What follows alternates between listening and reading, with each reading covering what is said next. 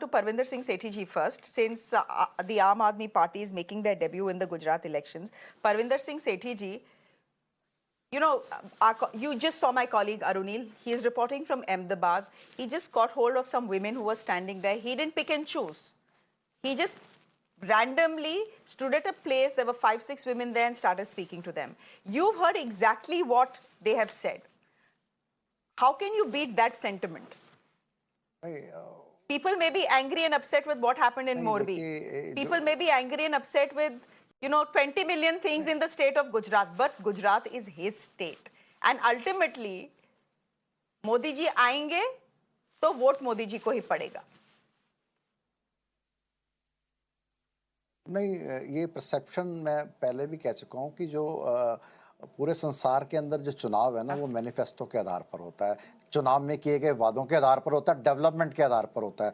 और मोरबी का जो केस है वो एक करप्शन का जीता जागता एग्जाम्पल है कि एक पुल गिर जाता है उसके अंदर, और मतलब कितनी दुखद बात है जहां 140 से 150 लोगों की मौत हो जाती है और वहां पर कोई एक्शन नहीं रह जाता. सरकार उनको बचाने में लगी है, वहां के सिक्योरिटी गार्ड को गिरफ्तार कर लिया जाता है, वहां के टिकट बेचने वाले को गिरफ्तार कर लिया जाता है, वहां के मैनेजर को गिरफ्तार कर लिया जाता है, और रेवा कंपनी के एमडी को गिरफ्तार नहीं किया जाता, एमसीडी कमिश्नर से पूछताछ नहीं की जाती, पुलिस को पार्टी नहीं बनाया जाता कि जिस पुल के अंदर 100 लोगों के जाने की क्षमता है वहां 400 लोग कैसे चले गए, वहां पे कोई चेतावनी का चिन्ह नहीं है. ये तो एक घटना है जो उजागर हो गई, जो अचानक से उजागर हो गई, करप्शन का जीता जागता एग्जांपल है. लेकिन वहां पे एजुकेशन का बड़ा बुरा हाल है, वहां के स्कूलों का इतना बुरा हाल है, जो शिक्षा नीति है उसको अपग्रेड करने की आवश्यकता है, उसके साथ साथ हेल्थ इश्यूज के ऊपर, हेल्थ के ऊपर काम करने की आवश्यकता है, रोजगार के ऊपर काम करने की आवश्यकता है.